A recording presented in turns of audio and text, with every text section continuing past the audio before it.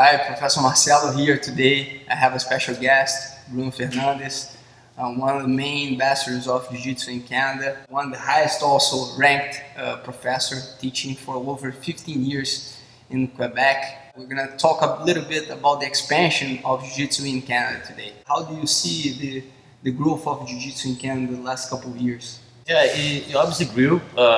We lagged behind a bit US, so we had the boom of Jiu-Jitsu in US, followed the UFC. It took a little longer for the sport to start becoming popular here in Canada for a couple of reasons, right? The main one, it's lack of instructors, obviously, but also because of the geographical dimensions of Canada, right? Just to put things into perspective, Canada is a huge country, but population-wise, it's smaller than California. Besides like the major hubs like Toronto, Vancouver, Montreal and whatnot, most cities are quite small, so it's not that easy in order to establish a jiu-jitsu school and bring like a talent from Brazil, for example. And of course the code. Right? It's not that easy to convince a Brazilian to endure the cold of the Canadian winter. But of course it took a little while to come, but it picked up. And now there's a lot of jiu-jitsu schools, like every team is represented here, like every major city has a jiu-jitsu school for people to choose from.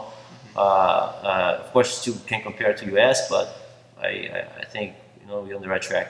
Makes sense. Demographics seems very, very different. Although US is a huge country too, but way more populated than Canada, as we said. Plus the winter makes things harder, no doubt, for Brazilians to immigrate here. But going towards the competition, just like to know a little bit more, like how do you see the competition aspect in Canada? How is it going? And given actually there was a ban here in Quebec, so why this ban? If you could give a little bit more color about this. Yeah, I've seen it all, right? In the beginning there wasn't many tournaments at all because there wasn't like enough people to compete, right? I brought the first international Brazilian Jiu-Jitsu Federation event to Canada. It was here in Montreal. Fabio Landa brought the Abu Dhabi tournaments, here to Montreal as well. And then we had Jorge Brito in Ontario, organizing tournaments as well. So we had local leaderships, really working hard to bring tournaments to Canada. And as the number of schools started to grow, the number of tournaments started to grow as well, and then things started to get quite interesting. The problem I find is that there wasn't any regulation at all, right? So there's no governmental body to regulate the sport of Jiu-Jitsu in Canada or in its provinces. So at the same time that there were tournaments they were super well organized, there were tournaments that were not organized at all, without paramedics and without any rules at all, and that was putting students at risk. That's the reality, right? Because of that lack of organization and control, the competition for Jiu-Jitsu were banned. Here in Quebec, and for a moment was even banned in Ontario as well. And of course, as a practitioner, teacher, and competitor as well, it sucks not being able to compete in your own province, but I see as a short-term pain for a long-term gain. I think it's a chance for the sport to organize itself and do things a little bit better than the way. All right, so I understand that the sport needs to get more organized to grow. And my next question would be how to conciliate the growth, but at the same time keep people united and evolving.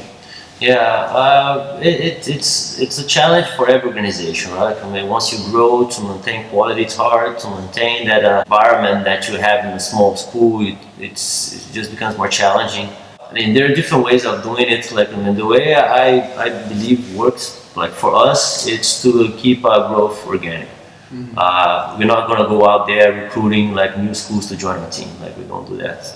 Every new school that opens comes from our student base. We breed students from white belt. So by the time they're brown black, it's probably 5-6 years that they've trained with us. They know how we do things, what jiu-jitsu means. To our team, how to treat students, and so it's easier for that person once they become a school owner to represent our team the way we believe is right. Yeah, they already understand the culture, right? Yeah, so I think the short answer would be that. I think organic growth is the easiest way to maintain the standards and the quality of teaching, like, as the team grows. If somebody is looking for a school, a jiu-jitsu school, like what are the top things that you would tell this person to consider?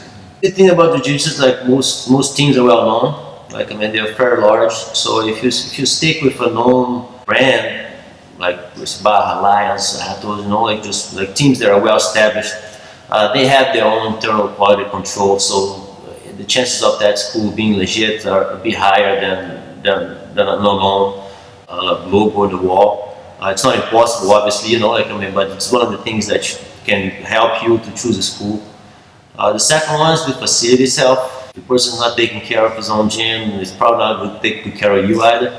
Like a clean facility, good mats, you know, like, and once you step in, if you're treated with respect, like, I mean, all those common sense stuff, like, I mean, it should help you decide if that school is legit or not.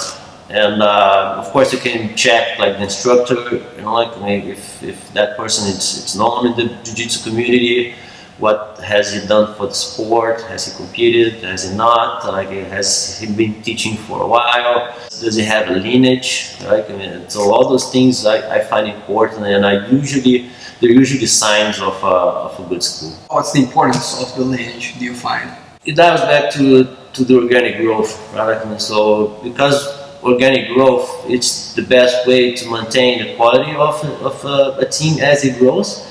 So if the person has a lineage, he benefited from that. You know, like, so someone that is still connected to his team, he has certain standards of quality to abide.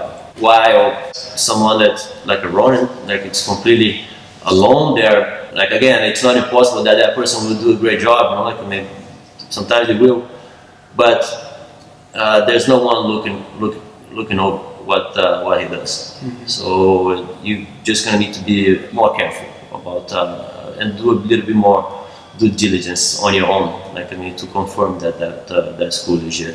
Very cool. All right, guys, that's pretty much it.